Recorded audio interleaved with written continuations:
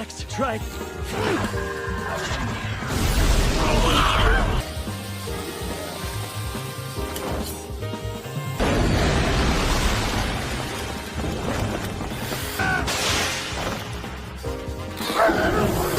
Wow, you're doing much better than I expected. Well, I have. Regenerates like it's nothing.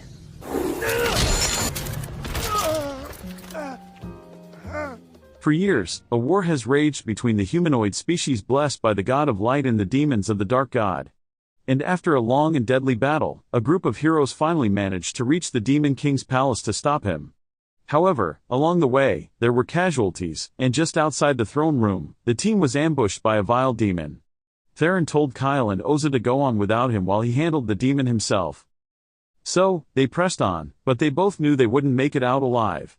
They walked towards the throne room, but suddenly, Kyle was attacked by several orbs of dark matter from above. He managed to deflect some, but he couldn't handle so many. So, the sorcerer, Oza, jumped in front of him to block the shots, but in the process, she was utterly destroyed. After Ursa's death, the Demon King finally revealed himself, ready to fight Kyle to the death.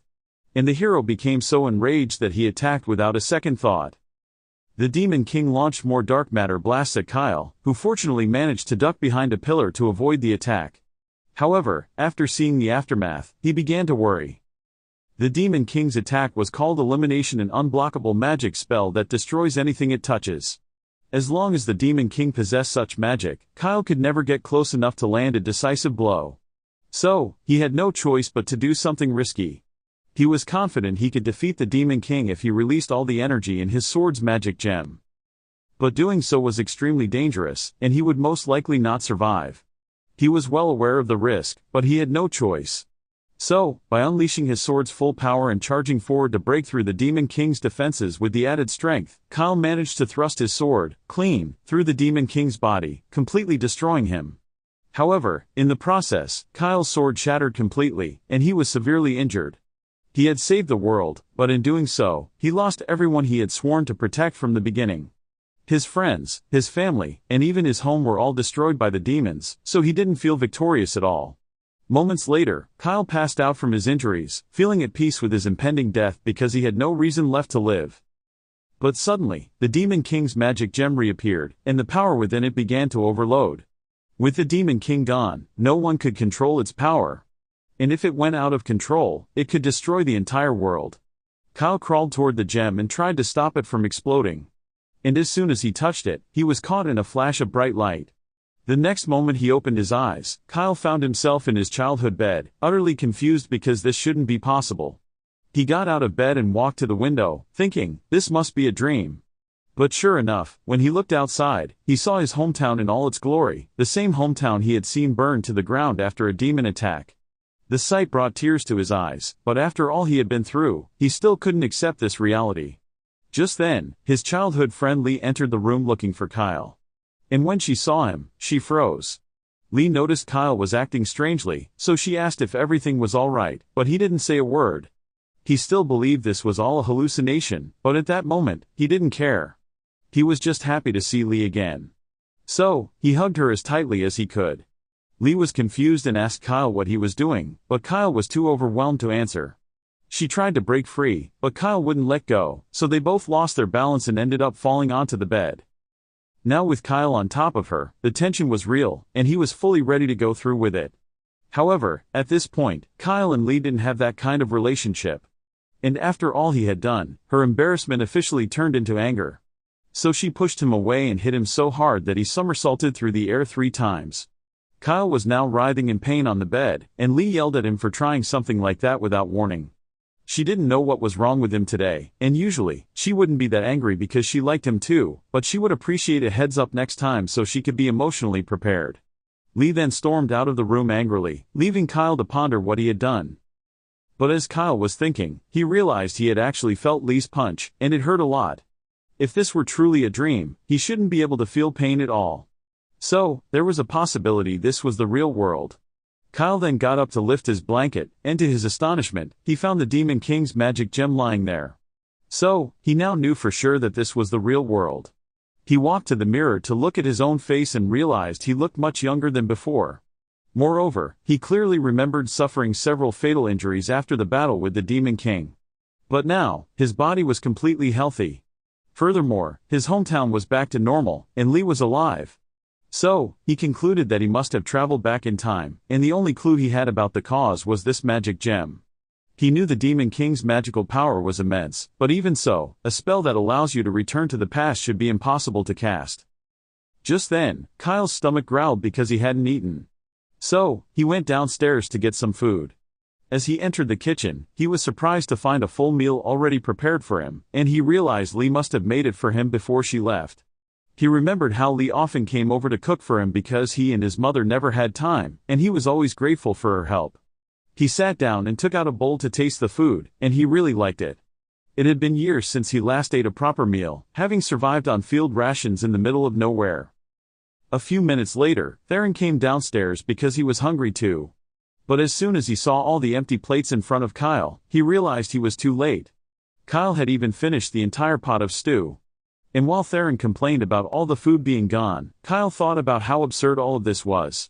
Just a moment ago, they were both fighting together against the Demon King, but Theron had ultimately sacrificed himself so Kyle could complete their mission. Theron noticed Kyle staring at him, so he turned and asked if something was wrong. Kyle snapped out of it and said he was fine, but he still didn't know how far back in time he was, so he asked Theron what year it was. Theron was a bit confused because the question was odd, but he told Kyle it was May 24, 2823. Kyle couldn't believe what he had just heard, so he asked Theron if he was sure about the date. And Theron told him he was serious. Today happened to be Kyle's birthday, so Theron said he would forgive him for eating all the food, but he was still starving. So, he planned to go to Lee's to find something to eat, though he would probably have to kneel and beg before she agreed to feed him. Something like this was normal for Theron because, for him, there was no such thing as pride when it came to food. But as he left, Kyle stayed in the kitchen because he needed to seriously think about his next steps. If he had truly traveled back in time, he needed to talk to his mother about it. He headed to the storage room and went down to the library to find his mother. And when he finally saw her, he was overjoyed to see her again. But he couldn't shake the image of her brutal death in the future from his mind. His mother was surprised to see him because Kyle never came down to the library at night, but he pointed out that it was already morning, so she must have spent the whole night reading without realizing it. She apologized for spending so much time there, but that wasn't why Kyle had come. He told her he actually had a question about magic theory, and as one of the few archmages in the country, he thought she would be the best person to ask. His mother said she would be happy to listen to his question, so Kyle asked her if there was a spell in the world that could send someone back in time. Kyle's mother replied that such a spell did exist, and she was surprised because he had never heard of time magic before. His mother went on to explain that not much was known about time magic, and although they knew it existed, no one would be able to use it. The reason the spell couldn't be used was that it required an immeasurable amount of magical power.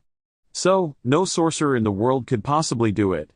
And even if the greatest sorcerer in history tried to cast the spell with all the magical power in their body, they would barely be able to travel back in time even a second.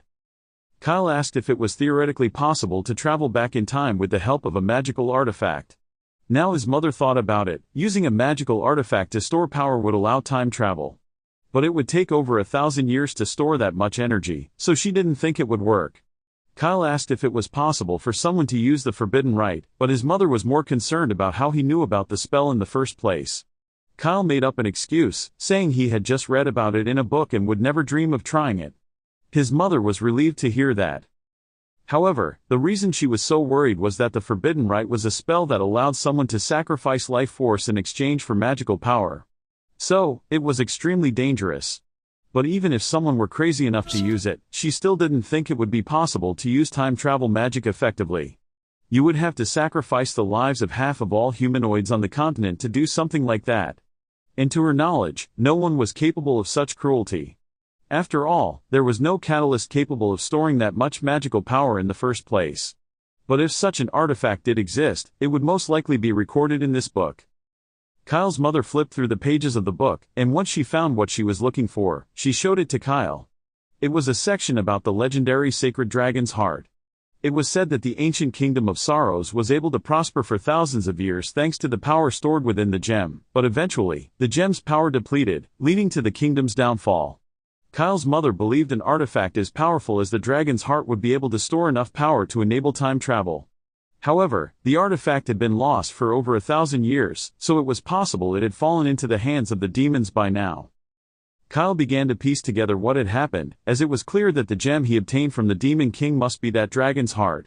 Kyle's mother remarked that it was nice they were spending time together again because she had been worried Kyle was avoiding her. Kyle apologized and said he didn't mean to, but his mother wasn't really angry about it. She was just glad he came to see her today. And for some reason, she felt Kyle was acting a bit more mature than usual. Anyway, she remembered Lee saying she would come to cook for them today. So, she asked Kyle if he wanted to go upstairs to eat. But before he left, Kyle told her he had actually already eaten all the food, and with that sentence, all the motherly affection she felt for him vanished for a split second. A moment later, she calmed down and told him it was fine because it was his birthday, but she wouldn't give him any more presents. Talking to his mother was very helpful because Kyle gained a lot of useful information from her. Such as the fact that this object was the sacred dragon's heart and that the demon lord had likely programmed a spell into it to send himself back in time. However, Kyle still didn't understand why the Demon King would want to return to the past. Just then, Lee approached Kyle, and as soon as she saw him, she began to apologize for what she had done that morning. He told her that he did it only because of a nightmare he had. So Lee asked what kind of dream it was. Kyle admitted that part of his dream involved her death, and he now understood why he had suddenly hugged her like that. Lee smiled and said she was willing to forgive him because it wasn't his fault. But seeing her smile like that only reminded Kyle of everything he would lose in the future. Their village was the closest to the demon territory. So once the invasion began, they would be the first to suffer the demon attack. The village would eventually be burned to the ground, and Lee would be killed in the chaos. From that moment on, Kyle had sworn to avenge her. But now she was sitting right in front of him, looking as fresh as ever. Lee asked Kyle if something was wrong because he had suddenly gone quiet. But he was thinking deeply because if he didn't do something soon, then 3 years from now, he would lose everyone he loved all over again. He refused to let things end the same way. So, no matter what, he swore to himself that he would change the future and save everyone from their cruel fate. Kyle had to prepare for the great calamity 3 years from now. That night, he wrote down everything he remembered from the future in a book. The next day, he began his training and created a mental image of the Demon King he had to fight. He attacked the mental image, but after blocking a few strikes, he realized his body was extremely weak compared to before. Although that was to be expected since Kyle had been living like a homeless person for years at that point. So his combat skills were terrible. However, he seemed to have retained his future magic stat boosts. So he tried to compensate for his lack of strength by applying speed and strength boosts to his body. But unfortunately, that didn't do much to fix his uncoordinated body. So he still failed instantly. Kyle realized that he needed to work hard to make his body strong enough to handle his magic power. So he was determined to continue his training. Meanwhile, Lee and Theron had been spying on him from the bushes and from their perspective. Kyle had just been yelling and falling over by himself all morning, so they were starting to get really worried. Right about then, their mentor, Ela, showed up and she wanted to know what the two of them were doing. The two of them explained that Kyle had been working really hard lately, which was weird because just a few days ago he didn't care about his training. Layla didn't know what caused such a drastic change in Kyle, but if she had to guess, she thought Kyle might be doing it for a girl he liked. Hearing that crushed Lee's hopes since Kyle hadn't confessed his feelings to her or anything, so she assumed Kyle must have fallen for someone else and started shaking him to get her anger out, causing him to throw up. Layla realized she had gone too far. So to make up for her disappointment in Kyle, she prepared his favorite food for lunch. Kyle was still upset about being shaken like that for no reason, but he was willing to let it go since she had apologized. Anyway, since everyone was here, Kyle told them he had a question he wanted to ask. He wanted to know the best way to force multiple countries to take action. And everyone was kind of confused since that was a weird question to ask over dinner. However, his mother thought it over. And there were a few ways he could go about forcing countries to act. The first was to get the king's support or become an influential figure like a priest or a hero. However, if all else failed, he could always grow a mustache and commit some war crimes to get the nation's attention.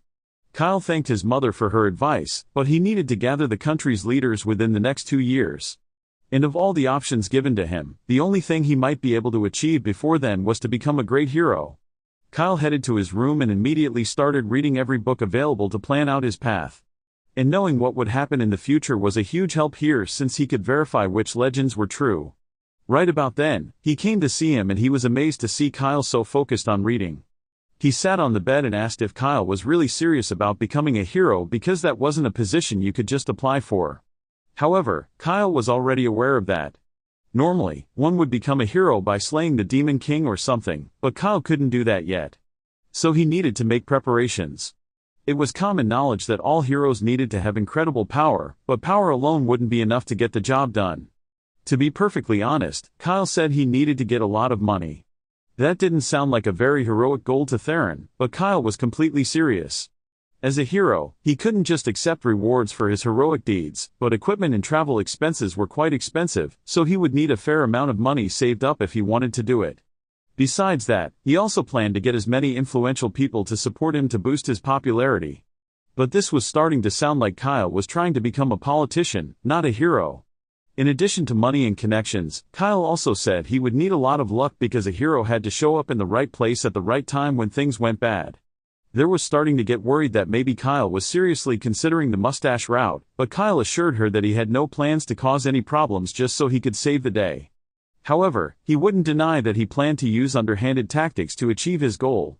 Theron really thought a hero shouldn't be saying things like that. However, while the two of them were there, he asked Kyle why he wanted to be a hero. He could tell that being a hero was more like a stepping stone to an end goal for Kyle. So he wanted to know what that end goal was. Kyle admitted that he did have a reason for wanting to become a hero, but he couldn't share that information right now. So, we'll just have to trust him on that. The next morning, Kyle spoke to Hila and told her that he would be going on an adventure soon. And Hila thought that was a great idea because it was important to get out and learn about the world.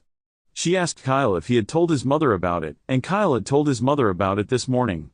Although he hadn't gotten a chance to speak to Liette yet since Kyle would be gone for a while, Hila told him to take Theron with him. Kyle had already intended to bring Theron along, so he thanked Layla for allowing it, but this was the first time Theron was hearing about it. After that, Kyle went to talk to Lee and told her that he would be leaving in 2 days. She seemed upset that he was leaving, but she didn't want to stop Kyle from achieving his goal. So, she asked where he was going. Kyle told her that his first stop was the kingdom's capital, Mad. And once he got what he needed from there, the real work began. Lee suddenly said that she wanted to ask for something, but Kyle already knew what she was going to say, so he told her that he couldn't let her come with him. She asked why she couldn't come, even though Theron would be going with him. She had been training hard with the Oracle soldiers, so she assured him that she wouldn't be a burden. Kyle said he just wanted to make sure she was somewhere safe. And Lo was about to argue. However, before she could get a word out, Kyle kissed her and said that when he returned, she would be the first person he visited. So, he just needed her to have a little faith in him. Lo was so flustered by the kiss that she couldn't argue anymore. So instead, she told Kyle that as long as he promised not to do anything reckless out there, she was willing to wait for him. The next day, Kyle needed to go shopping for supplies for his trip. So he asked Lee to come with him. However, while the two of them were in town, Lee spotted a fairy at one of the stalls. Lo was interested because it was rare to see fairies in this part of the country. However, Kyle was even more curious because this wasn't just any fairy, it was Oza. Kyle remembered all the time he spent with Oza in the future and how much Oza loved him that Oza told him her real name, which was a very big deal among the elves. He was so stunned to see her that he accidentally said her name, Xyz. But he probably shouldn't have done that since at this time, Oza didn't know who he was. So the fact that a complete stranger knew her real name made her uneasy and she was about to draw her sword on Kyle. Kyle didn't want Oza to cause a scene. So he held her arm and tried to calm her down, but nothing worked. So he was forced to use her real name to put her to sleep. Erza then fell into Kyle's arms, and that solved one problem. However, now Kyle had to deal with La, who saw the whole thing. Kyle said he had a very good explanation for this. From Lisa's perspective, he had just approached a pretty fairy girl, put her to sleep in the middle of the street, and was now probably going to kidnap her, so he couldn't really talk his way out of this. After bringing Erza back to her place, he tried to convince her that she imagined him saying her real name, but she wasn't that stupid to believe it. She knew she heard him say it, but the only people who were supposed to know her real name were her parents, so she demanded to know where Kyle learned it from. Kyle couldn't exactly explain that 4 years from now, he and Oza became a couple, and Oza eventually told him her real name. And even if he did, there was no way she would believe it. Za threatened to kill Kyle to make sure he didn't tell anyone her real name. But Kyle asked her to wait because he would explain everything to her eventually. Orza didn't believe Kyle was asking her to trust him with something as important as her real name. So Kyle offered an alternative. He said he was willing to carry out the application of a contract with Oza to prevent him from using her real name for evil. Such contracts were usually formed between humans and spirits, but in special cases, it could be used to bind two people together. The terms of this contract were that Kyle was not allowed to disclose Urza's real name to anyone or use it for evil purposes. And if he ever broke those terms, then he would immediately die a painful death. Zen was surprised that Kyle was willing to risk his life for this, so she decided to trust him for now. However, she couldn't make the contract at the moment because she needed a full moon for that, and the next full moon was in 3 weeks. So she said he would have to stay in town so she could keep an eye on Kyle until then. However, Kyle told her that he was actually leaving town tomorrow. So Erzo was forced to join him on his journey because she didn't want to risk letting him out of her sight. The next day, everyone had packed their things and was ready to depart. So Kyle said goodbye to his mother. Lisa was also going to join Kyle now because she didn't trust him enough to let him travel alone with Oza after how weird he acted when he first saw her. The group finally began their journey and immediately started teasing Oza because he didn't expect a pretty girl to suddenly join their party. However, Oza insisted that she wasn't part of their party. She was only coming along because she had to stay close to Kyle until they completed the contract. But no one was really listening to her. Anyway, with Oza in their group, Kyle said they didn't need to go to the kingdom's capital immediately anymore. Instead, they were heading to the Scarred Mountains to find the Witch Queen's labyrinth. They didn't see much point in going there because they had all heard the legends and the labyrinth was so huge that they would never be able to find the treasure inside. Kyle assured them that they didn't need to worry about that because he had prepared a detailed map to guide them through the labyrinth. Kyle made the map using his memories of his adventure through the labyrinth in the future. However, since the labyrinth was still uncharted territory at this time, the others had a hard time believing that Kyle managed to get his hands on a genuine map, so they thought he was tricked. Erza felt a little sorry for Kyle, so she made up a story about the paper being paper from a 1,000-year-old magical tree to make it sound more authentic. Kyle definitely got that paper from some random book in the library, so he knew Oza was just talking nonsense. However, the others didn't know that, and they trusted Za's work more than Kyle's, so they immediately believed that the map was real. But even with the map, the labyrinth was still so huge that it would take them a long time to reach the treasure. However, Kyle had thought of a solution for that as well. So he told everyone that they were going to dig a tunnel. They immediately began preparations on the tunnel. And with this, they should be able to avoid all the deadly saw traps set up throughout the labyrinth. They even asked Oza to help the earth spirits reinforce the tunnel so it wouldn't collapse. And she seemed unusually motivated for some reason, so she urged Kyle and Theron to work harder. After a day of digging, everyone returned to the campsite where La had prepared a delicious meal for them. Everyone loved the food, so Lee told them that they could eat as much as they wanted. After all, she had plenty of ingredients to work with. Rosa asked Lee if she was the one who caught the bear because he wasn't sure La was skilled with weapons. However, La said she used a weapon. She just punched the bear to death with her bare hands, something that was completely normal for her. After dinner, Oza used some of her spirit magic to create an artificial hot spring in the middle of the mountain. So, she and La soaked in it. And while they were in there, Kyle had to try his hardest to stop Theron's naughty butt from hopping over the wall to peek. The next day, everyone was back to work on the tunnel. However, while the others were taking a break, Russo approached Kyle and wanted to know why he was so determined to become a hero. He knew the others didn't want to know the answer because they trusted his judgment. However, Oza didn't trust him at all. She wanted to know what was driving him to work so hard because no ordinary person would go this far just to become a hero. While working on the tunnel, Kyle wore a ring that made his body 9 times heavier than usual. However, he never stopped or complained once. She asked if his reason for doing all this had something to do with how he knew her real name. However, before Urza could get a response, Kyle's shovel hit the wall of the treasure vault. So, he cut Oza off and asked her to go get the others. After everyone arrived, Kyle kicked the wall and they were greeted by a huge pile of treasure. He was overjoyed because with this much money, he didn't need to work anymore. However, while he was busy swimming through the gold coins, Kyle slipped away by himself because there was a secret treasure hidden in this labyrinth that he needed to find. He walked into one of the back rooms, and there he found the legendary sword that accompanied him in many battles in the future. And as he approached the blade, the sword's avatar appeared. Sylvie began her speech by congratulating the brave challenger who had successfully overcome the trials of the labyrinth. But Kyle suddenly covered her mouth to silence her because he didn't want his friends to find out about it. Sylvia was furious and yelled at him for daring to treat her so disrespectfully. However, this had nothing to do with disrespect. He just needed her to be quiet for a moment. After Sylvia calmed down, Kyle told her that he knew Sylvia was a copy of the Sorcery Queen, Salonia Sarles, and that she hadn't actually passed all the traps in the labyrinth Sylvia mentioned. She had just written a shortcut to get in quickly. Sylvia couldn't believe Kyle had so easily deceived her labyrinth. And Kyle was eager to explain how he knew the way here. However, it would be quicker to just undergo the final trial so she could see for herself. The mentioned final trial involved Kyle drawing a sword so that Sylvie could read his memories.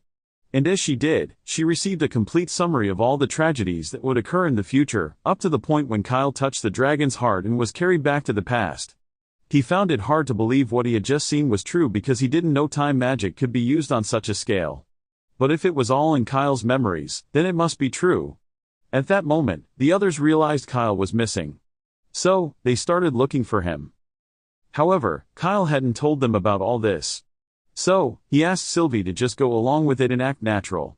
He grabbed the sword, and as his friends approached, he shouted with joy that he had found a sentient sword.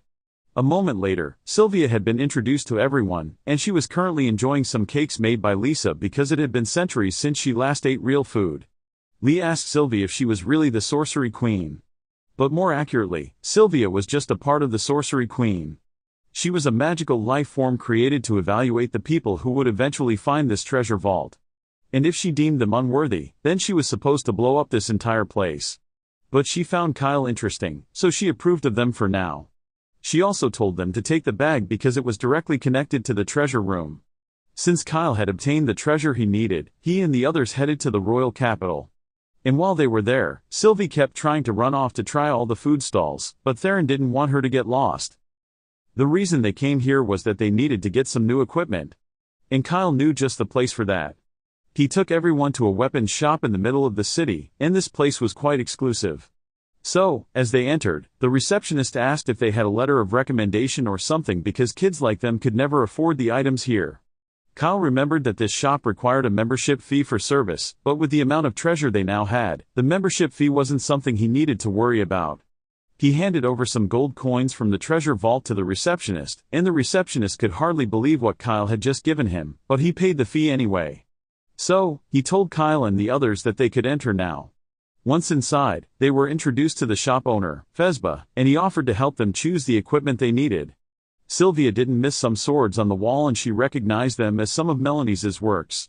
Fesbet was surprised she could tell that just from a glance, but she was correct. These swords were made by the great craftsman Melanie's from ancient times. However, Sylvia had actually met Melanie's before and his work wasn't that great, but he would throw a tantrum whenever Sylvia criticized him. Fezba was confused by what Sylvie had just said.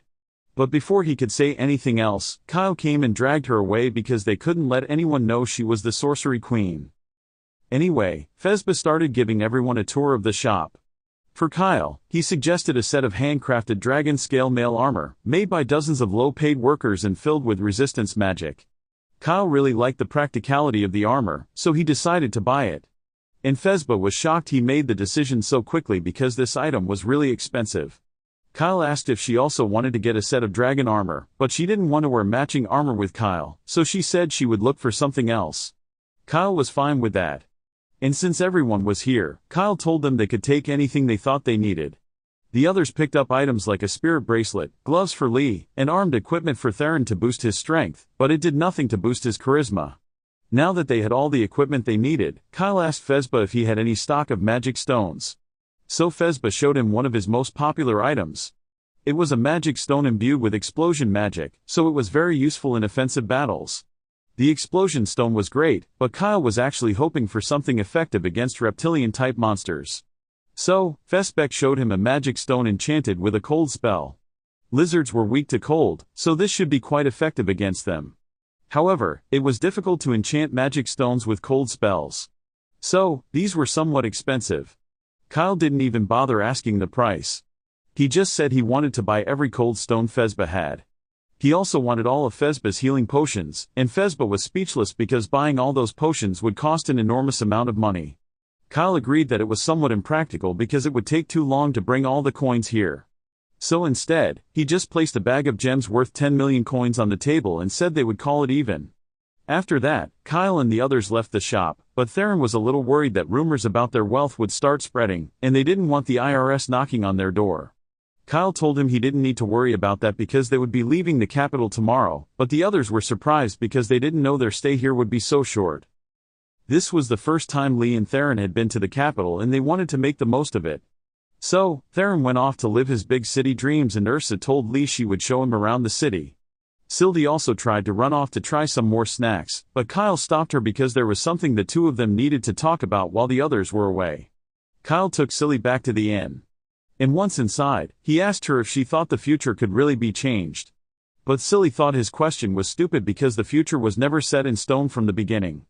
According to her view, the spell that brought Kyle back to the past might have plucked his soul from that timeline and placed it at a starting point in a different timeline. Why? The dragon's heart he used as a catalyst was now in his possession. Even though the dragon's heart in this timeline still existed somewhere, Kyle's presence in this timeline would inevitably cause changes, but at this rate, a large-scale invasion would definitely happen at some point. So, they needed to do something about it. Knowing that his actions could change the course of fate was good enough for Kyle. So, he was willing to do anything to save the world. However, there was still one thing he was curious about. Currently, there were 2 dragon hearts in this world because of the time travel. But, if that's how it worked, then Kyle wondered why there was only one of him here. Sylvia also had a theory about this. So, she told Kyle about one of the forbidden forms of magic out there, soul fusion. In this world, a person's maximum magic power was determined at birth, and no amount of training could change it. However, back in Salonia's heyday, they discovered that a person's magic power could be enhanced by merging 2 souls. Of course, they performed experiments on babies with artificial souls, but it ended in massive failure. So, soul fusion was categorized as forbidden magic. Regarding what happened to Kyle, Sylvie was convinced that the souls of future Kyle and past Kyle had merged. Unfortunately, since they were exactly the same, it seemed to have happened without major complications. As a result, his magic power doubled, so Kyle was definitely much stronger compared to when he was in the previous timeline. He might even be able to use the highest form of magic, but whether he could master it was another story. This was an unprecedented case, so Sylvie didn't know what implications or side effects it might have on Kyle. With that said, she told him she would advise him if anything happened, so he better tell her as soon as he felt something was wrong. That night, Lee and Oza returned from their outing, and Lee got ready for bed. However, Oza said she would stay up a little longer because she was enjoying the view of the full moon which only happened once a month. Wait a minute. The only reason she was here was because she had to stay near Kyle until the full moon so she could carry out their contract, but she had completely forgotten and the night was almost over, so she had to find Kyle immediately. Kyle was practicing in the forest with Sylvie when Oza suddenly came running up to him. She reminded him that tonight was the full moon so they needed to perform the contract ritual now. Kyle had completely forgotten about it and he was still willing to go through with their contract, but he had been practicing for hours and he was about to fall asleep. So he asked her if they could just do it next month. Zara refused because she couldn't just let it slide. Finally Kyle agreed and Oza started drawing the contract circle. Growing up, Oza had always viewed the contract/proposal ritual as a sign of commitment between a pair of lovers, and she had always seen it done at weddings in her village, so she had hoped to experience it herself someday, but she never expected it to happen like this. She finally finished drawing the circle, so she told Kyle she was ready to begin. However, Kyle had fallen asleep some time ago. Urza yelled at him to wake up because they had to finish this before the night ended. So, Kyle woke up, and the two of them stood in the center of the circle. Kyle remembered how he'd and Oza performed the ceremony when they got married in the other timeline. So, after he swore not to use Oza's true name for evil, he stepped forward and kissed her. Urza was so surprised she didn't react at first, but when she finally realized what was happening, she pushed Kyle away and demanded to know what he thought he was doing. Kyle didn't understand why she was so upset because this was just the final step in sealing the contract. However, Oza told him that the kiss at the end was only for when the contract was performed for marriage and this wasn't meant to be a marriage contract. So Oza was upset. The next morning, Kyle and the others began leaving the capital. Lynn noticed the others looked very tired. Kyle said he and Oza stayed up late because of a minor incident, but Oza didn't want to talk about it. As for Theron, he stayed up all night trying to get a girlfriend, but even though he was rich now, he wasn't successful in getting one. Anyway, the party was now heading to Arkan, but Kyle didn't want to explain the reason, so he just told everyone that Silly had a prophetic ability that said they had to go there. Upon arriving in Arkan, the group happened to appear just as Princess Melina was visiting the city. Melina was a kind-hearted princess loved by all her people. So, the others were delighted to see her, but Kyle was the only one who knew that 2 days from now, Melina would wither away and die. In 2 days, Melina's entourage will head to Scene's village. Along the way, she will be attacked by a Hydra and killed. Scene's was recently attacked by Hydras, so Melina's plan is to go there to show her support for the region, which ultimately leads to her death. Kyle thinks what happened is a natural result of her poor choices, because going to the village where the incident occurred while it's still dangerous, even out of kindness, is a foolish decision. Sylvia asks if it's possible that Melina was murdered, and the incident was covered up to make it look like a monster attack. Kyle admits that there are rumors that Melina's brother, Prince Craze, was behind all this, but no evidence has ever been found regarding his involvement. In the end, it was considered an unfortunate accident, and Kyle plans to use that unfortunate accident to his advantage so he can become a hero. However, he must be careful about how he does it because he has to make it look natural when saving her. But he doesn't know where or when exactly the attack will occur, so he must keep an eye on the princess. Just then, Theron enters, disappointed because he spent the last few hours trying to figure out Princess Melina's route for tomorrow but found nothing. Kyle is surprised and asks why Theron is so interested in Melina's route. Theron explains that he plans to follow Melina wherever she goes, and when she's in danger, he will step in to save her so she falls in love with him. Kyle is disappointed because he had the same plan as someone like him. However, to be more clear, Kyle explains that he isn't following Melina for any creepy reasons, he just has reason to believe that she might be in danger, so he needs to ensure she stays safe. Theron becomes excited upon realizing that Melina is indeed in danger because that means as long as he stalks her long enough, he will get a chance to save her life. The next morning, Melina's caravan departs. Kyle and the others wait in the forest so they can keep an eye on her. However, Rosa asks Kyle how exactly they will do that when they can't approach Melina without drawing too much attention.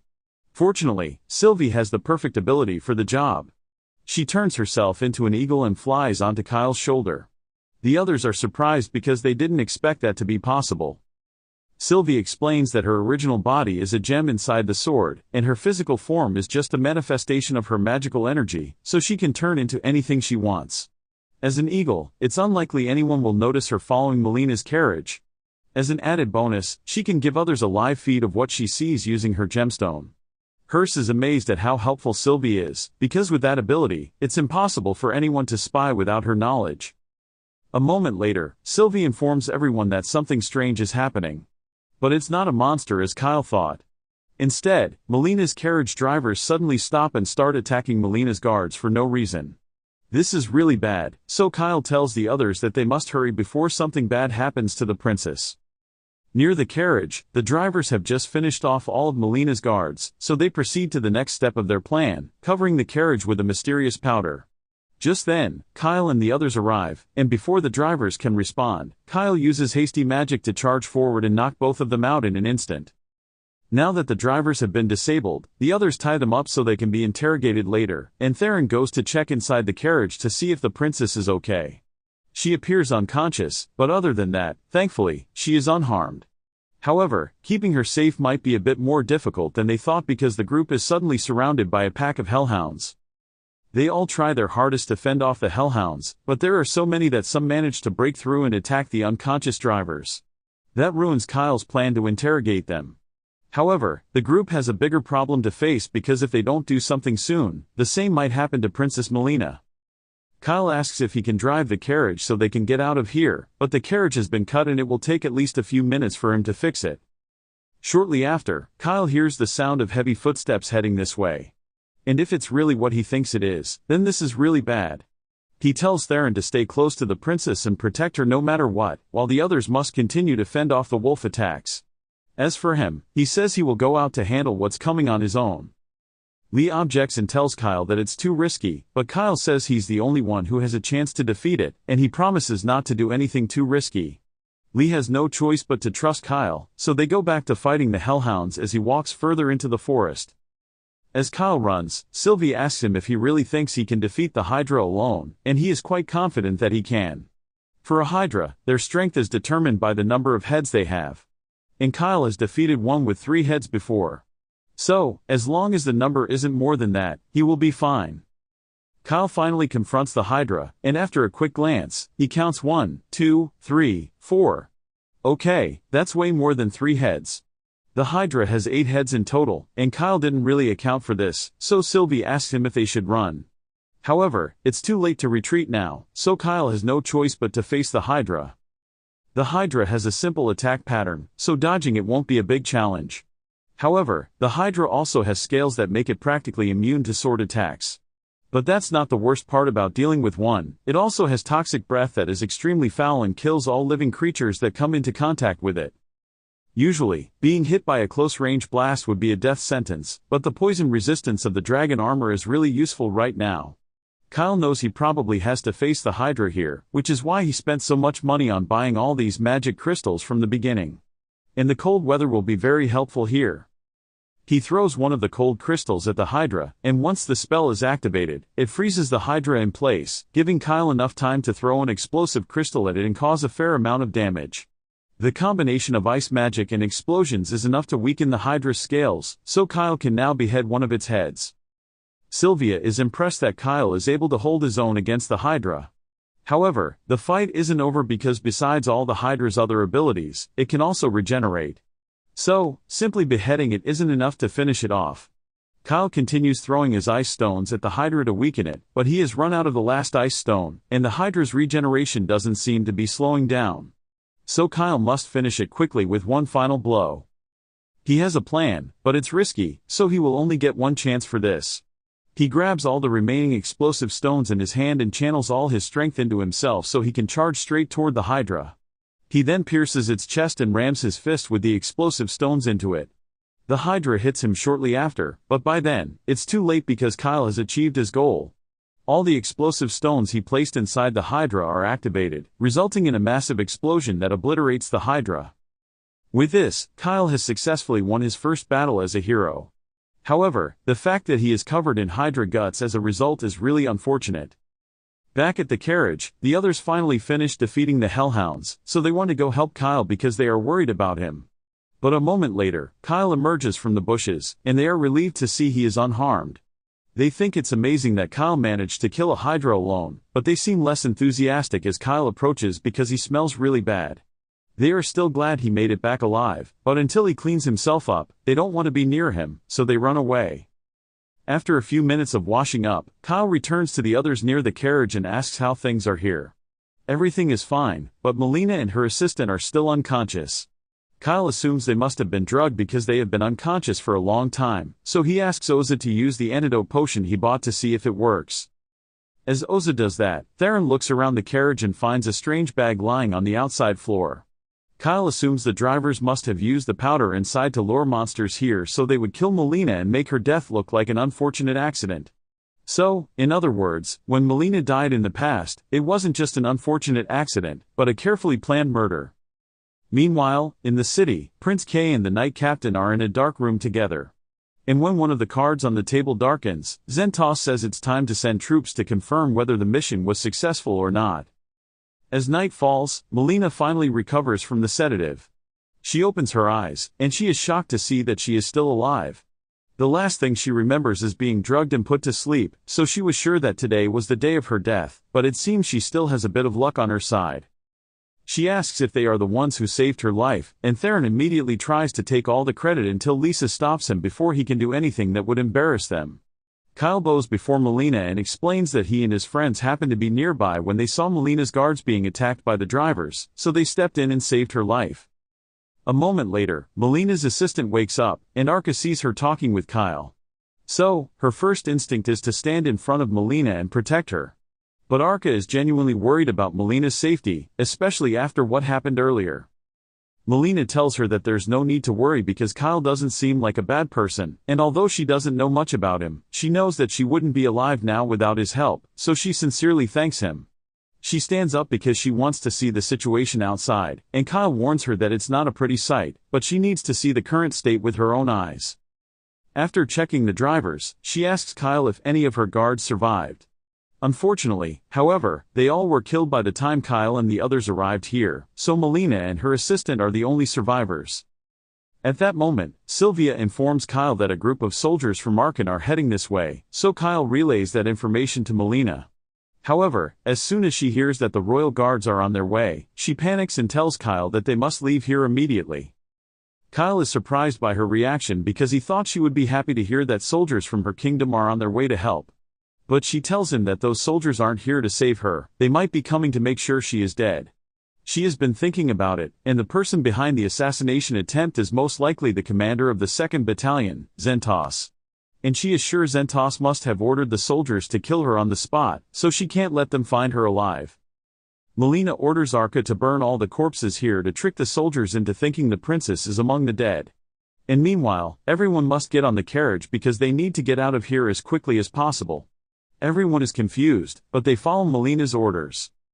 And just before boarding the carriage, she throws the sack containing the monster-attracting powder into the fire, hoping to delay the soldiers with a sudden monster attack. After finishing, Arka takes control of the carriage, and everyone leaves.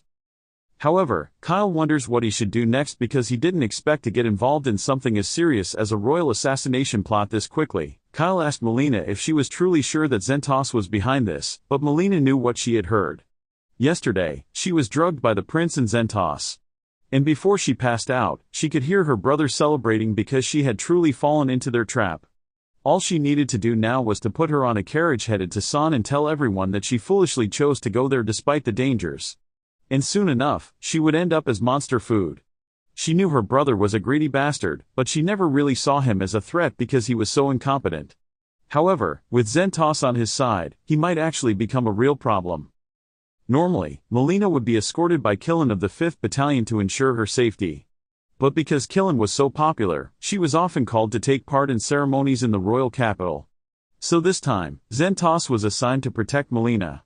Now that she thought about it, she should have been wary of the fact that her brother showed up in the first place since he had no reason to be here. Kyle still found it hard to believe that Zentos was truly involved in the assassination attempt, but he was sure that Melina wasn't lying, so he had to accept that Zentos was their enemy now. He told Melina that since the assassination attempt had failed, they would definitely try another method. And knowing Zentos, he probably already had a backup plan. Most likely, he would try to blame Kyle and the others for everything and portray them as cruel villains who slaughtered Melina's guards to capture her. The smartest thing they could do was to ditch Melina for their own safety, but it was too late for that. So Melina told them that she would reward them greatly once they safely returned to the royal capital. On the bright side, they had a few things going for them, such as the fact that Killen's 5th Battalion was scheduled to arrive in Arkan tomorrow morning. And once they realized Melina wasn't there, Killen would definitely come looking for her. Kyle asked if it was bad if Killen's battalion faced off against Zentos's battalion, but Melina said both battalions were nearly equal in strength, so whatever happened, Zentos would have more trouble than them. If that were the case, it meant they could hide in San until the situation improved. However, Kyle didn't think that was a good idea because Zentos would probably destroy the entire village to keep things under wraps. Lee asked if he would really go that far, but he had already killed several royal guards to get to Melina. So, it made sense that he wouldn't stop at killing 100 villagers. It was risky, but Kyle thought the best course of action now was to return to Arkan since the city had over 10,000 people, and it was unlikely Zentos could kill them all. Plus, if they could meet up with Killen's battalion, they might have a real chance of survival. Melina agreed with Kyle's plan, but if they returned now, they would definitely run into Zentos's men. So, she asked if Kyle had a plan to escape them, but Kyle calmly explained that he planned to charge straight through Zentos's men. They stopped the carriage to prepare, and thanks to Sylph's scouting, they learned that Zentos wasn't with his battalion. Since Zentos wasn't here, they only needed to focus on defeating the ordinary soldiers. And fortunately, Kyle already had a plan for that, but it involved a lot of blast stones. They couldn't guarantee that Melina wouldn't be hurt by the shockwaves. So, Lee gave her a box of high-potency healing potions and told her to drink one if she got injured. Melina was somewhat surprised by how much equipment Kyle's team had because these items must have cost a fortune, and they did. But money wasn't an issue for them. Meanwhile, in the capital, the prince was panicking because his assassination attempt had failed. Zentos assured him that he had sent his men to finish off the princess, but the prince wanted to know why Zentos wasn't out there searching for her with his battalion. Zentos explained that Killen would arrive tomorrow morning. And when she realized the princess wasn't there, she would definitely question the prince about it. And the prince was terrible at thinking on his feet. So Zentos needed to be by his side to come up with excuses for him. The prince could argue, but he reminded Zentos that now that he was involved in his plan, he wouldn't tolerate any mistakes from him. As the soldiers continued to chase Melina's carriage, one of the scouts they sent came running back to report that he had just seen the carriage turn around, so it should be heading their way soon. The vice commander ordered everyone to stop and draw their bows to intercept the carriage. However, as the carriage came into view, several blast stones fell from the sky. This was part of a carefully coordinated aerial attack with Sylph's help. And now that the soldiers were in disarray, the war carriage charged through the chaos. Hersha used wind magic to protect the carriage from the blast magic. Meanwhile, Theron had fun throwing blast stones at the soldiers. This wasn't the most elegant way of doing things, but hey, at least it worked. However, after the vice commander regained his composure, he ordered all the surviving soldiers to get up and chase the carriage. They still had to keep moving to avoid capture. Unfortunately, due to all the explosions, one of the carriage wheels came off, and it was impossible for them to fix it in time. So, they had to continue without it. Lee told the princess and her maids that they could ride horses, and Kyle planned to use wind walking spells to enhance their speed enough to keep up with them on foot, but it was unlikely they could outpace the remaining soldiers in this state. He said someone had to stay behind and act as bait, and that person was Theron. Theron was busy trying to see if he could fix the carriage, but then Kyle told him that his job was to slow down the royal guards. And before Theron could complain, Kyle and the others had already started to leave. Shortly after, the soldiers caught up to Theron. And to their surprise, they saw him waving a white flag and shouting that he didn't want to fight. The soldiers were curious, so they stopped to see what Theron was planning, but it seemed he truly intended to surrender because he bowed and began begging for forgiveness. He told them that this was all Kyle's idea, but he had left him here. So, if they let him go, he promised he wouldn't cause any more trouble for them. He even offered a large bag of gold in exchange for his life. However, once the vice captain realized the princess was no longer there, he ordered his men to just kill Theron so they could keep moving. Back on Kyle's side, Orza asked him if it was really okay for them to leave Theron because the soldiers would definitely not spare him. Kyle admitted that he would have preferred to do things differently so no one had to die, but this was the only way. Orza couldn't believe Kyle was willing to sacrifice his best friend for the mission. But that wasn't actually what he meant. Erzo must have known this because he hadn't known Theron for long, but Theron was actually much stronger than Kyle or Lee. Meanwhile, Theron had just beheaded the vice commander of the battalion, and his whole pitiful surrender act was just a tactic to make them let their guard down. Now that the soldiers were panicking, he removed all his gravity training weights and prepared for a quick 1 versus 30 fight.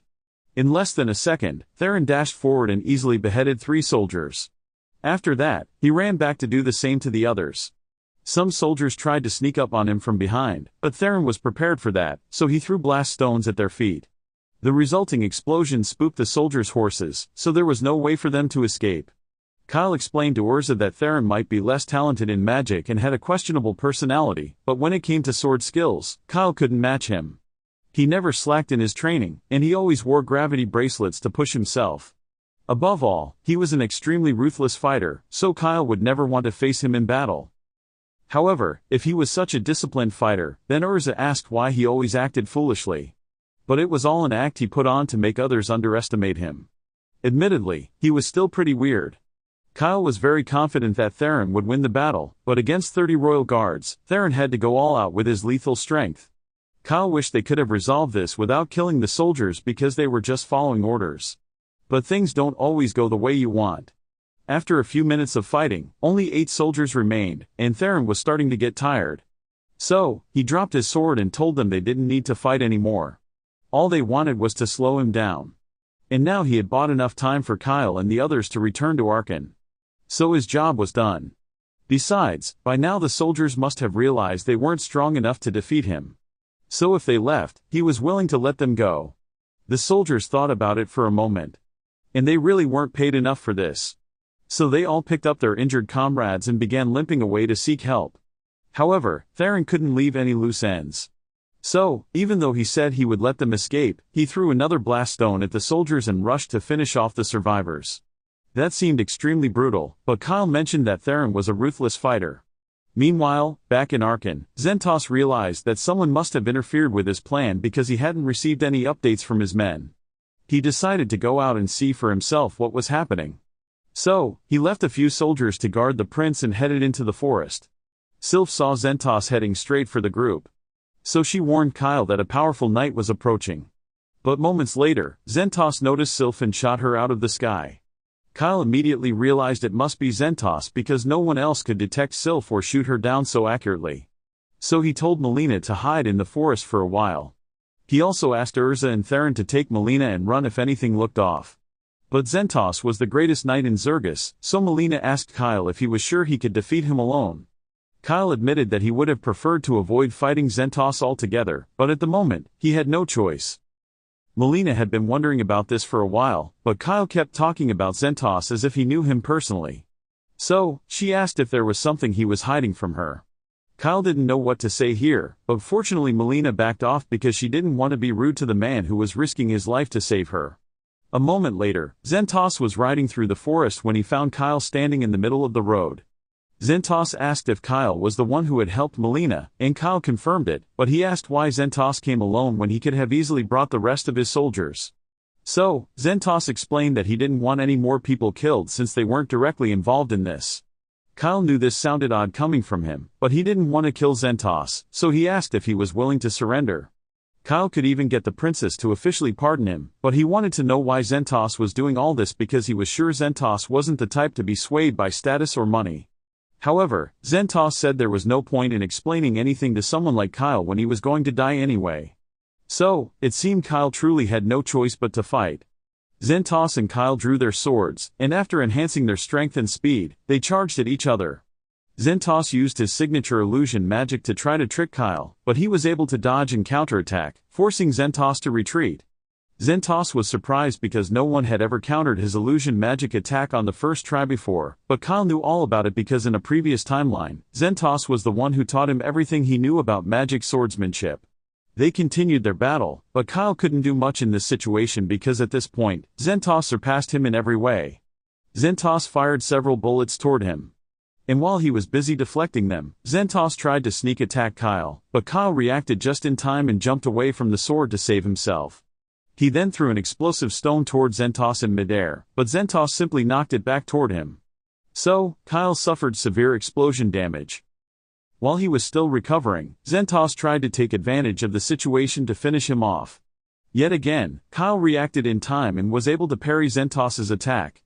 However, as their swords clashed this time, Zentos's sword began to crack because Kyle's sword had greater durability. Zentos was forced to retreat for now. So, Kyle asked him once more if he was willing to surrender because he didn't want to see Zentos die. But he had already made his decision, and nothing could change his mind now. Zentos knew he didn't have much time left, so he had to act quickly to finish off Kyle for good. They both charged at each other for the last time, and in a split second, Zentos managed to deflect Kyle's sword, leaving him wide open for a fatal strike. However, as Zentos thrust his sword toward Kyle, it shattered into pieces because Kyle had hidden a dragon's tear in his armor. And that item was practically indestructible. Now Kyle was in control. Yet even though his sword was destroyed, Zentos refused to give up. So he tried to stab Kyle with the remains of his blade. However, Kyle had mostly recovered. So as Zentos closed in, he brought his sword down to end this once and for all. Before the strike landed, Kyle recalled the moments he spent with Zentos in the previous timeline. After a day of training, Zentos confessed to Kyle that he had always served the royal family and was proud of that role. But at that time, the kingdom of Zergus had fallen. Honestly, Kyle never had a good impression of the king of Zergus. And Zentos agreed that the king wasn't a suitable leader, but even so, he had sworn to serve the kingdom. However, now that Zergus was destroyed, Zentos was no longer bound by that oath. So, he felt he could finally be free. Back in the present, with tears in his eyes, Kyle slashed Zentos across the chest, causing him to fall to his knees in defeat. Zentos asked why Kyle didn't behead him even though he had a clear opportunity. But Kyle couldn't bring himself to do that to an old friend. Even so, the chest slash was still very lethal. So, Zentos passed away shortly after. Kyle knew this was a victory, but he was still devastated because the reason he started this mission was that he wanted to save everyone he cared about most, and Zentos was one of those people. He truly wished there was a way to keep Zentos alive. However, his plan required Melina to survive. So, this was how it had to end. Back at the palace, the prince was pacing around his room, wondering why Zentos hadn't taken care of the princess yet. Just then, the room door swung open, and at first, the prince thought Zentos had returned with good news, but he was disappointed to find his sister alive and well, along with her personal guards. Melina didn't waste any time and ordered Kalan to arrest her brother on suspicion of murder. She even authorized the use of force to interrogate him. So, as Melina left the room, you could already hear the sounds of Kins being beaten for his actions. She then turned to Kyle and the others and thanked them, saying without their help, she wouldn't have survived to see the next day. To show her gratitude, she asked them to accompany her to the kingdom's capital so she could thank them properly. And upon arrival, they were invited to the palace. Lee and Urza were both amazed by how lavish the place was, and Silly could barely contain herself when she saw all the delicious sweets laid out before her, so she immediately dug in. As for Theron, he was in the corner, flirting with one of the maids. Kyle apologized to Melina for their lack of etiquette, but Melina didn't mind. Just then, her father entered the room. So, Melina ran to hug him. And the others slowly realized that if this man was Melina's father, then that meant he was the king. They immediately stood to show respect, but the king said there was no need for formality since right now he wasn't here as a ruler. He was here as a father to thank the people who saved his daughter's life. The king said he was disappointed Kins would do such a thing, but he couldn't help but wonder why Zentos helped Kins with such a plan. Melina couldn't find an answer either, but she believed another nation or demons might be involved somehow. However, there was no way to confirm it now, so it was mere speculation. The king told Kyle and the others that they must not utter a word of this to anyone, and Kyle assured him that none of them would ever reveal a secret that would damage Zergus's reputation. Melina also told the king that it was okay to trust Kyle's team, so he took their word for it. Not long after, the details of the incident were released to the public, and the official story stated that Melina and Kins were attacked by monsters on their way to San, and many royal soldiers were killed in the process. However, thanks to the efforts of Kyle and his group, Melina was unharmed, and Kay only suffered some facial injuries. So he would be recovering in another country for the time being. A little later, the time came for the official awards ceremony to thank Kyle and his friends for their brave heroism. So the king prepared to bestow upon them the Saints' medals. This day would be known as the first appearance of the hero, and the first step of Kyle's plan was finally complete. But there was still one more thing he had to do. That night, the king drank alone in his room, and he cursed Khan Zentos for being utterly useless. At this rate, he would inevitably have to hand the throne over to Melina. And when that happened, he had no doubt she would build a better kingdom. But he didn't want that. If Melina ended up becoming a great ruler, then his reign would end up as a forgotten relic of the past. And he couldn't bear the thought of being second to his own daughter. He decided he needed to make another plan to get rid of her. But just as he uttered those words, he was grabbed from behind by Kyle. Kyle had always known that King Ramones was an incompetent leader, but he didn't expect King Ramones to be the type of person who would kill his own daughter out of jealousy. In the previous timeline, after the invasion began, Kyle advised Romana to aid the dwarves in the neighboring kingdom to maintain an ally in the war against the demons. However, Romana wanted to use it as an opportunity to extort the dwarves. So, he withheld aid until they were in serious danger. And by then, it was too late. That was one of many mistakes made by the Romani, which ultimately led to the fall of the kingdom of Zergus. Initially, Kyle wouldn't hold a grudge against Romanis for something he hadn't done yet. But after hearing Zentos say that he failed to complete a mission given by Romanis, Kyle changed his mind. Thinking back, it made sense because Zentos was extremely loyal to the royal family. So, the only person who could send him to kill the princess was the king. So, even though Zentos might not have wanted to, his duty to the king forced him to obey his orders. Kyle dragged Romana to the balcony, but Romana showed no remorse and said everything would be fine if Melina just died. But it was that kind of thinking that made Kyle despise Romana. Zentra's only crime was devoting his life to a fool like that, and Kyle refused to let his foolishness continue any further. Melina was a bit sly, but she was actually intelligent, so she would do a far better job than someone like Romanis, who was only interested in self-preservation. Kyle then pushed him off the balcony, causing the king to fall to his death. And Kyle was careful not to leave any evidence of his presence. So, after the royal guards investigated the incident, they concluded that the king must have been drunk and accidentally fell from the balcony. However, they couldn't release that story to the public. So, as far as anyone else knew, the king suffered a heart attack in his sleep. The next day, Kyle and the others were having lunch in the city, and by then, they had all heard the news about King Ramani's unfortunate heart attack. Erza thought it was a strange coincidence that the king had a heart attack just a day after their awards ceremony. However, Theron didn't care much. He was just glad the king didn't die a day earlier because they would have had to wait for their awards ceremony. Kyle wasn't having lunch with the others because he was discussing things with Melina, and Melina informed him that she was engaged to the third prince of the Gargan Empire. Kyle didn't know about this, but it seemed the kingdom of Zergus and the Gargan Empire had once conflicted over the state of Karen. So to resolve the issue, a deal was made where Zergus would gain control over Karen. But in return, Melina would marry one of the Gargan princes. However, she was thinking of calling off the entire engagement because it wasn't a good time for her to marry. Kyle asked what would happen to Karen if Melina cancelled the engagement agreement, but Karen said Karen would remain a vassal state of Zergus. Officially, there was no correlation between the engagement and the governance of Karen, so Melina could easily tell them that the situation had changed. Thus, she wanted Kyle to go inform the governor of Karen for her since she didn't have time to do it herself. That night, Kyle was deep in thought, so Silly came out and asked what was wrong. Kyle told her that he wasn't sure how Gargan would react to Melina calling off the engagement, so it was difficult for him to make plans. Sylvia could see that Kyle was genuinely worried about this, but she thought there was something Kyle was overlooking. Like the fact that Karen might be facing some major problems right now. This was all speculation, but even though the king of Zergus had died, the governor of Karen hadn't shown up. So, something must be happening there. And the fact that Melina wasn't drawing any attention to it meant she must know what was going on there. So, most likely, she asked Kyle to meet with Karen in hopes he could resolve the issue. If that was the case, Kyle didn't mind going to Karen. And besides, he wanted to get as far away from Melina as possible. The next day, Kyle went to see Melina to tell her he accepted the mission. However, as he was about to leave, Melina suddenly asked if he would be willing to become her personal knight. Kyle was shocked by the sudden offer, but Melina said she genuinely wanted Kyle by her side. So making him a knight was a natural choice. However, as a hero, Kyle couldn't allow himself to be bound to one nation, and he especially didn't want to be bound to Melina.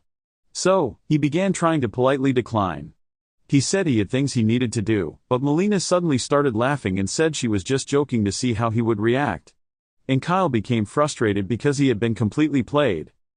As Kyle and the others left, Melina was watching from her balcony when Nino came to check on her.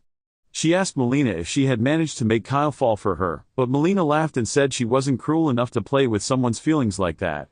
She might consider it in the future, but for now, she was happy just having Kyle by her side because she would need all the help she could get now that she was responsible for the kingdom of Zergus. On Kyle's side, he and the others stopped by Fezba's shop to restock supplies and repair their gear. Fezba congratulated Kyle on receiving the Saint's Medal, and he was sure Kyle would achieve even greater things soon. Regarding that, Kyle told him he would be heading to the city of Karen soon, so any information about that area would be greatly appreciated. Fezbud had heard a lot about Karen, but the situation there wasn't actually good. Karen was basically run by the Blacksmiths Guild now, and they had been causing a lot of trouble, so trading with them had become difficult. Thus, items made in Karen were of exceptional quality, so they might be able to find some good weapons there. He thought it was a good idea because he intended to get a new sword. So, they all set off on their journey to the vassal state of Karen.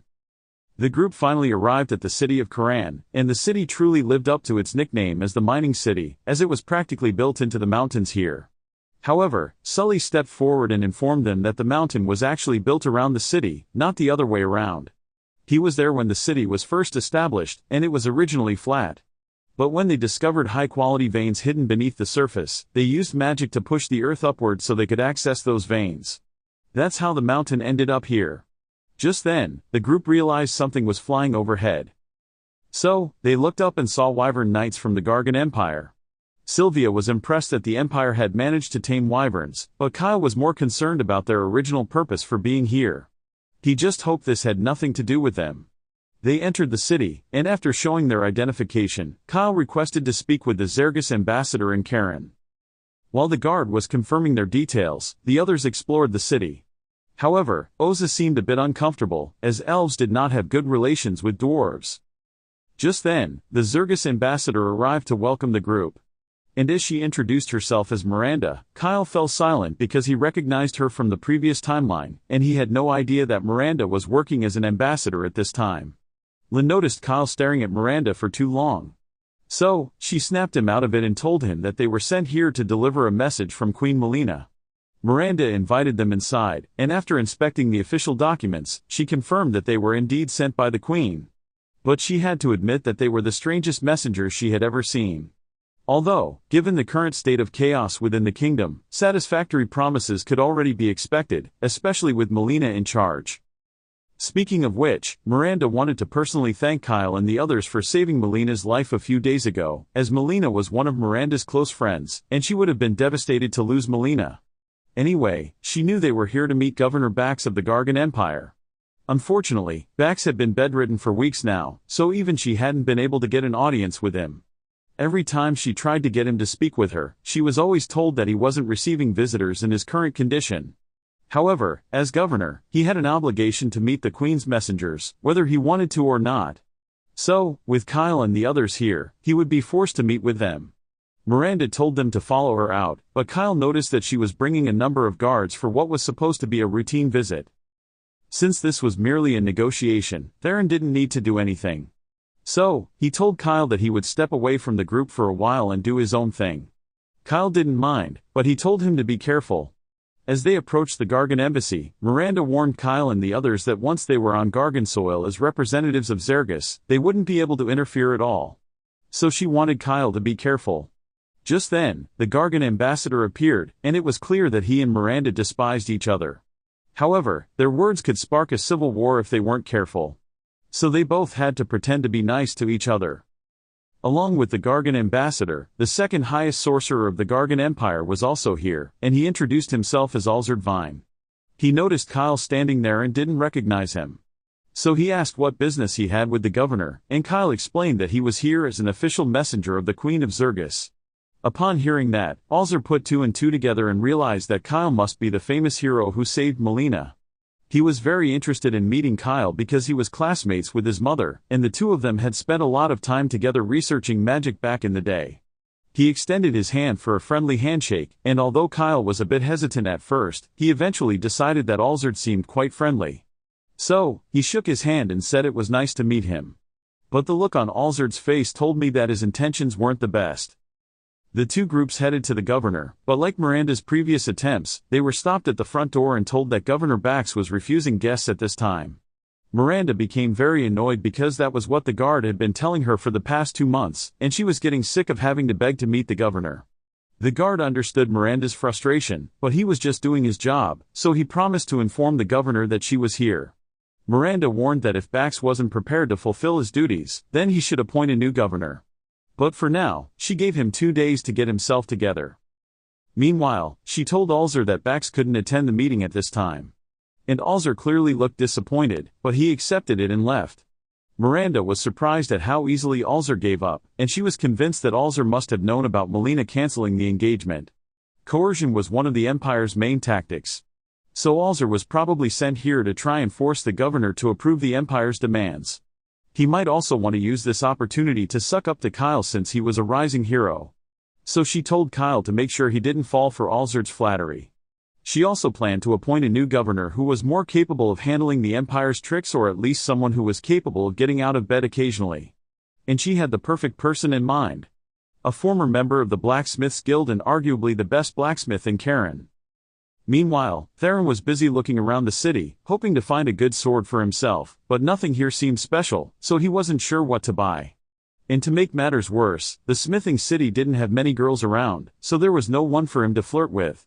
Just then, he heard someone shouting, so he went to check it out and found a cute girl being harassed by a group of men. Without wasting a second, he jumped in and kicked one of the men in the face to get him away from the girl. And then he introduced himself to her, but Go could clearly tell that there was a misunderstanding here. So he told Theron that he might look cute, but he was actually a boy. He fell to the ground in despair because he couldn't believe he made such a rookie mistake. But anyway, since Go was a boy, he had lost interest in the situation and didn't want to get involved anymore, so he started to leave. Go was shocked and asked if he really wasn't going to save him just because he was a boy. And Theron told him that he was right. However, after taking a few steps, Theron paused and asked Go if he had an older sister who was as cute as him. And Go said he actually had an older sister. So, Theron suddenly became interested in helping him again. The men told Theron not to interfere in their business, but he had a date with Go's sister. So, he proceeded to beat them up thoroughly until they were all unconscious on the ground. Go was thoroughly impressed because he was preparing to escape while Theron distracted the men, but he didn't expect Theron to be able to defeat them all by himself. Anyway, he thanked him for his help and introduced himself as a local artisan. He was surprised that someone as young as Go could make magical items, but aside from that, he wanted to know why these men were attacking him in the first place. Go reluctantly admitted that they were debt collectors. And at first, Theron thought Go must be burdened with debt from his gambling parents, but no. Go was the one who got himself into debt, and it was entirely his fault. Basically, a client hired him to make a special artifact and had already received his payment, but he wasn't sure how long it would take. So, when the client found out that it would take 10 years to complete, it was only natural that they became upset. He realized Go probably deserved to be beaten up for that. But, he didn't care about the morality of the situation as long as he could date Go's older sister. However, regarding that, Go told Theron that his older sister was actually already married, so she most likely wouldn't want to date him. Upon hearing that, Theron knelt down in defeat again, and he asked why Go didn't mention that from the beginning, to which Go replied that he was worried Theron wouldn't help him if he told the truth. Admittedly, he might have left Go if he knew his sister was married. But that didn't change the fact that he was annoyed, so he smacked Go on the head for tricking him. Meanwhile, Miranda met with the blacksmith, Gaziz, and she tried to convince him to agree to become the new governor of the city, but he outright refused. His passion in life was blacksmithing, and if he became governor, then he wouldn't have time to forge blades, so he wouldn't accept the position. Miranda asked him to reconsider because there were many problems in this city that needed fixing. However, Gaziz told her that it wasn't something he could help with. Kyle and the others were waiting in the hallway until Miranda finished talking with Gaziz when Theron and Go entered. Kyle was surprised to see Theron here, but Gaziz was apparently Go's father, and he was a highly skilled artisan. So, if all went well, Kyle thought they might be able to get him to make a good sword for Theron. Indeed, he would probably be busy talking with Miranda for a while. So, Go invited them all to sit down and have some tea. He apologized for the mess, but since his older sister used to handle most of the housework, and because she got married and moved away a year ago, it was difficult for Go to keep everything tidy here. As they waited for him to prepare the tea, Kyle noticed some schematics on the table. And when he looked at one of them, he was shocked by what he saw. Go came over and explained that this was a magical artifact he had to repair. However, Kyle already knew exactly what it was because in the previous timeline, this golem was a highly valuable asset on the battlefield. But he didn't know that Go was the one who built it. Most of the technology for creating autonomous magic items like golems was lost in ancient Sarl. However, towards the end of the Great Invasion, the Gargan Empire deployed a prototype golem to fight the demons, and it achieved far greater results in battle than any humanoid soldier. Kyle called Sylvie over to look at the golem design, and Sylvie was quite impressed because the design was perfect. It was based on the giants of the ancient Sarl's kingdom, but Go made some optimizations to make it feasible to produce in this era. Kyle asked Sylvie if she thought Go's design would work, and Sylvie said it most likely would. So, Kyle became very excited because if they could mass-produce these golems, then it would be a huge advantage in their fight against the demons. Kyle told Go to complete its construction as soon as possible, but Go replied that it would take at least 10 years to finish something this complex. However, that wasn't good enough. So, Kyle asked him to complete it within 1 year. He was willing to provide as much money as needed to make it happen. So, he told Go not to worry about the cost. Go was thrilled to receive so much funding, but he already had some investors who had put money into this project, so he wasn't sure what to do about them. Kyle said he could just tell them that the project failed. And as long as he returned the money they invested, they wouldn't be able to complain. After Kyle finished making the deal with Go, he went back to Gaz's office to see if he and Miranda had managed to reach an agreement, but it seemed Gaz wasn't willing to change his mind. Miranda said she would leave for today, but she would return to talk to him again. She told him that there was nothing she could do to convince him to take the job. After Miranda left, Kyle approached Gaziz and told him that he wanted to make a request. Gaziz assumed Kyle would ask him to make a sword, but he wasn't taking orders at the moment, so he had to decline. Fortunately, Go interrupted and vouched for Kyle, so his father agreed to at least hear him out. Kyle told him that he was looking for a sword for Theron because the sword he currently had wasn't good enough. However, Gaziz was surprised to hear this because he recognized the sword as the work of Adios, and not many people were skilled enough to call a sword like this inadequate. He said he ideally wanted a sword similar in quality to Kyle's.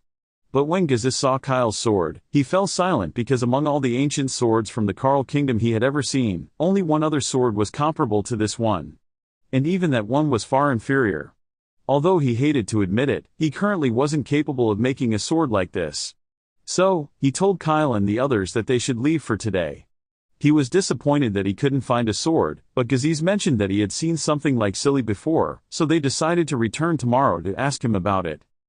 The next morning, Kyle was visited by Alzard, but not for any official reason. He just wanted to chat with the son of his old friend. And of course, if Kyle was worried about being alone with him, then he was welcome to bring Miranda and his friends. He even offered to let Kyle ride one of the wyverns. And Kyle was surprised because wyvern riding techniques were a trade secret of the Gargan Empire. But Alzard didn't think telling Kyle would be a problem because it was his mother who originally developed the technique. Although he was much older than his mother, he had always admired Kyle's mother for her talent, which was nothing short of legendary. That afternoon, Kyle and Miranda went to the Garden Embassy to accept Alzard's lunch offer. However, as they approached the meeting room, Kyle suddenly felt a familiar chill down his spine, and upon opening the door, he found Alzard's decapitated head on a plate with a demon standing over it. The devil controls the other half of the continent, and for the last 300 years, they haven't launched any attacks, so humankind has more or less let down their guard. Most people wouldn't even be able to recognize a devil at first glance, but Kyle has all the characteristics of devils embedded in his memory, so he knows what he's talking about. The devil opened its hands, revealing a pair of sharp claws, and then immediately attacked Kyle to eliminate all witnesses. However, to its surprise, Kyle deliberately sacrificed his arm to block the attack. And then, as the claws dug in, he punched its stomach with light magic. The devil fell backward, breathless and confused, as it hadn't expected to face a human as strong as Kyle here. Kyle laughed and said he could do this all day. But that was a lie. He wasn't wearing any armor on his journey here. He didn't have much magic at the moment, so he couldn't cast many spells. And he forgot Silly at home, so his offensive capabilities were limited to his hands. However, the devil didn't know this, so it considered its options carefully, and it really didn't want to risk fighting Kyle right now, so it jumped out the window and disappeared into the city. After a subsequent investigation, it was discovered that Alzard wasn't the only victim of a devil attack today. About half of all the officials present at the Empire's embassy were killed. Yet strangely, there were no eyewitnesses to the murders, and no one heard even the slightest muffled scream. Meanwhile, back in the city, Sty helped Go with his research on Gollum, and everything was going very well because Silly had a lot of hands-on experience with ancient technology. He said he managed to finish a month's work in a day thanks to her help. However, Silly told him that he was just as impressive for being able to learn so much at such a young age. A little while later, they were all resting in the dining room, and Go apologized for making Lee do all the cooking. However, Lee said it was okay because he was used to taking care of Kyle and Turin. But speaking of Kyle, Lee hadn't seen him all day. So he asked the others if they knew where he went. Za told him that Kyle was busy having lunch with one of the Imperial officials. But most of them didn't really like formal events, so they decided to stay home for this one. Just then, Theron felt disappointed because the main reason they came here today was to ask Gaziz about the sword he mentioned yesterday. But he had been out all day, and Go didn't know when he would return. Since they were already here, Theron asked Go if he knew anything. So, Go thought about it and was fairly sure that Gaziz was talking about the sacred sword when he mentioned a sword as good as Silly's. The sacred sword was forged in Karen 2,000 years ago by a dwarf known as the best blacksmith in the land. Legend says that the hero Randolph used that sword to kill the Demon King and bring peace to the land, which is where its name comes from. From what Go knew, the sacred sword was supposed to be somewhere in the city right now because he remembered his father saying he had seen it once. Advantage of the recent disclosure. So Theron asked if Go knew where he could find it, and Go told him that if the sword really wasn't in Karen, then it was probably in the governor's possession. As soon as Theron heard this, he started planning a way to steal the sword from the governor. However, as he looked out the window, he suddenly stopped and, in a serious voice, asked Go if he had any enemies. Go couldn't think of any enemies he might have, aside from some investors he left behind. However, according to Theron, the house was surrounded, and all the men out there were bloodthirsty, so they definitely didn't come here to chat. He grabbed his sword and told the others that he could handle most of them. But there was still a chance a few could get inside, so they better stay alert. Go asked if there was anything he could do to help. However, since he wasn't a skilled fighter, he would just be a hindrance. So Sylvie told him to come hide with her in the back room. Meanwhile, outside, the assailants all prepared to start the raid on the house. But just as they were about to break the door down, Theron kicked the door off its hinges and sent one of the attackers flying without even realizing it. He then turned to the men still standing and cheerfully announced that he would be the one tortured for answers after all this mess was dealt with. So, that one would just be unconscious for now. As for the rest, he hoped they had made their funeral arrangements in advance. While Theron was busy cutting down the attackers in the front, two men managed to sneak in through the back of the house, but they were immediately intercepted by Lee and Oza. Oza realized that the attackers were using blades coated with a powerful poison. So, a single scratch was enough to incapacitate any of them. She warned Lee to be careful not to get hit, so he took a deep breath and started crushing his attacker like Prime Mike Tyson. As for Urza's boyfriend, he tried to stab her with a knife, but she used a water spirit to stop the attack and then held her boyfriend underwater in midair until he lost consciousness. They were both a little excessive, but fortunately, the two men they took down were still alive. So, they tied them up and waited for Theron to return. Go was both impressed and scared seeing how easily they defeated them. So he decided to keep his distance for a while. A little later, Theron returned with one man he had spared, and he was happy to see the girls here were also finished. So, it was time to start the interrogation. He dropped the attacker onto the floor and asked him to explain why he attacked this house.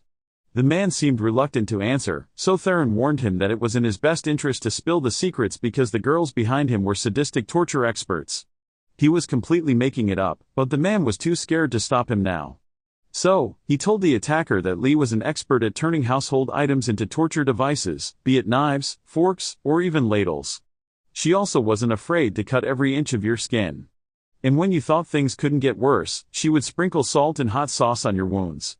It got so bad that you would surely beg for death, but they had plenty of healing potions here. So, Oza would keep you right on the brink of death to prolong your suffering as long as possible. The man was utterly traumatized.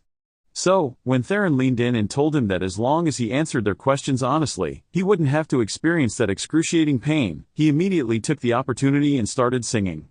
He told them that they were hired to kidnap Go, but Theron wasn't entirely convinced because the attackers were so bloodthirsty for mere kidnappers. The man explained that their employer told them they could kill anyone who got in their way, which was why they were so hostile. Now when Go thought for a moment, he remembered hearing reports about missing people all over the city. So that must be the work of the attackers. Theron asked the man what happened to the other kidnapped people, and he swore that he didn't know anything because their instructions were to bring the people to an old, abandoned house on the outskirts of town, and they never heard anything after that. Theron realized that the person behind all this must be very powerful to have covered everything up for so long. So he asked him. The man wasn't sure who his employer was, but he had a picture of who it was. However, before he could utter a single word, Theron yelled for everyone to get down as a huge explosion tore through the wall of the house. Luckily, everyone managed to survive except for that man. So, Lee said she was ready to go out and find the person responsible for the explosion. However, Theron yelled for her to fall back. He could sense the person behind it, and he had never met anyone this dangerous before. Sylvie asked if he was going to chase them alone, but he wasn't interested in dying today, so he would sit this one out. Silly told him that he had made the right choice because the explosion was undoubtedly the work of a devil, and he wouldn't be able to fight it alone right now. Later that day, the group met up with Kyle, and after sharing details about what had happened, they realized the situation looked pretty grim. However, despite the damage caused by the devil attack, Miranda couldn't ignore the political implications. Kyle didn't need to worry about being accused because he was the first one to fight the devil. But since only the Empire's embassy was attacked, the Empire would surely accuse the kingdom of colluding with devils. Speaking of devils, Lisa knew Kyle saw it with his own eyes. But how could they be sure a devil was behind the explosion at Go's house?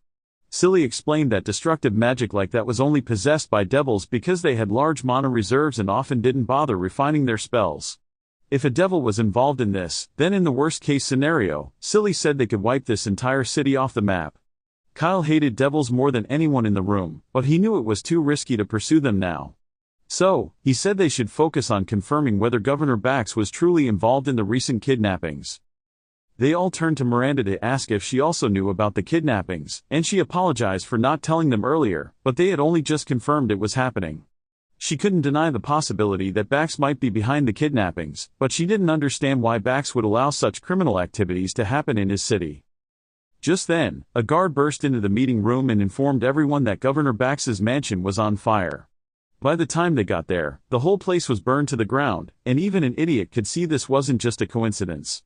Theron returned to the group a little later, and he had tried to search for the sacred sword amidst the wreckage, but he wasn't very successful. Similarly, Miranda had been searching the ruins for some time now, but there was no sign of his corpse here, even though he was supposed to be lying in bed before the fire happened. Lee wondered if a devil was behind this too, but Kyle didn't think so. If devils used arson as one of their methods, they would have burned the embassy too. And if a devil wasn't behind this, then the culprit was most likely Bax himself. If he was the mastermind behind the kidnappings, it made sense for him to destroy his house to eliminate evidence. In that case, their first step was to find Bax so they could interrogate him and find out what was going on. Kyle was impressed by how calm and composed Miranda was, even in a situation like this. But it was to be expected from someone who played a key role in providing supplies and information to the human forces in the future. Just then, Go happened to show up, and everyone was surprised to see him there because they all told him to wait with the guards for his own safety. Go apologized for not listening to them, but he heard about the fire and got worried, so he had to come see for himself.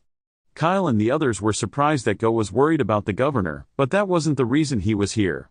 Earlier today, Bax summoned Gazis to his mansion, and Go hadn't seen his father since then. So, he was worried he might have been there when the fire happened. The others were shocked to hear this and came to the conclusion that Bax must have targeted Gazis because he was the next gubernatorial candidate. But as soon as those words were spoken, Miranda had a mental breakdown and fell to her knees because this was all her fault. Gazis kept telling her that he didn't want to be the next governor, but she kept trying to push the position onto him, and now he might be dead because of her. Kyle understood why Miranda was upset about this, but he hadn't expected Miranda to be so devastated by Gazis's disappearance. Just then, he recalled back to when he and Miranda were drinking together, and Miranda told him about how she once had a lover she cherished deeply. However, due to her selfish actions, she ended up getting him killed, and he realized that the lover she mentioned must have been Gazis. A moment later, Kyle was watching over Miranda. And based on what she told him that night, this must be the incident she was talking about. If that was the case, then Gazis would truly be dead if nothing was done. So, Kyle thought back to see if he could remember any useful information. That night, after Miranda drank herself into a coma, Kyle was carrying her back to her room when he heard Miranda say how she wished she had found the secret underground passage quicker because then she might have been able to save Gazis. And that was all the information Kyle needed to hear. So, he got his gear ready and told everyone he was going back to Bax's mansion to investigate something. And they all agreed to come along.